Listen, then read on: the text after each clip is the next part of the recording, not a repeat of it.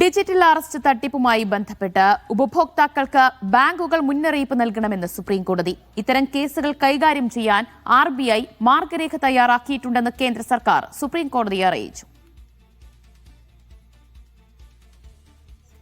ധനസുമോദ് വിവരങ്ങൾ നൽകും. ധനസുമോദ്, രാജ്യത്ത് ഡിജിറ്റൽ അറസ്റ്റ് തട്ടിപ്പ് വ്യാപകമാകുന്നതിനിടെയാണ് സുപ്രീംകോടതിയിൽ നിന്ന് ഇങ്ങനെ ഒരു നിർദ്ദേശവും നിരീക്ഷണവും ഉണ്ടായിട്ടുള്ളത്. എന്താണ് വിവരങ്ങൾ?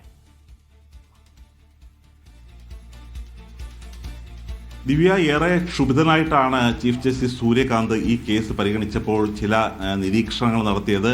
അദ്ദേഹം പറഞ്ഞത് 56,000 കോടി രൂപയാണ് ഇന്ത്യയിലെ ജനങ്ങളിൽ നിന്നും ഇത്തരത്തിൽ ആളുകൾ തട്ടിച്ചെടുത്തിരിക്കുന്നത്, ഈ തട്ടിപ്പുകാർ നടത്തിയിരിക്കുന്നത്.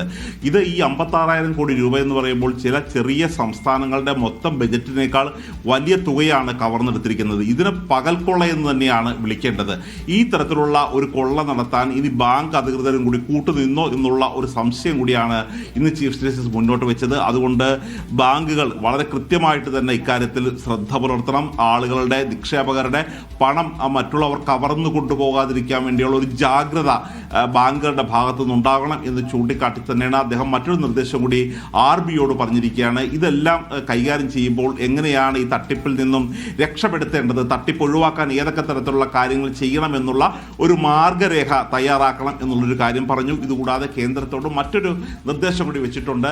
ഇതിനകം തന്നെ ഈ സൈബർ തട്ടിപ്പുകളിൽ പണം നഷ്ടമായവർക്ക് ഏതെങ്കിലും തരത്തിലുള്ള നഷ്ടപരിഹാരം നൽകാൻ കഴിയുമോ എന്നുള്ളൊരു കാര്യം ആലോചിക്കണം. ആ തരത്തിലുള്ള ഒരു രീതി കൂടി എങ്ങനെയാണ് അത് ചെയ്യാൻ കഴിയുക തുടങ്ങിയ കേന്ദ്ര സർക്കാരിന്റെ അഭിപ്രായം കൂടി 4 ആഴ്ച കഴിഞ്ഞ് പരിഗണിക്കുമ്പോൾ ഇത് കോടതിയെ അറിയിക്കണമെന്നും ഇന്ന് ചീഫ് ജസ്റ്റിസ് വ്യക്തമാക്കി.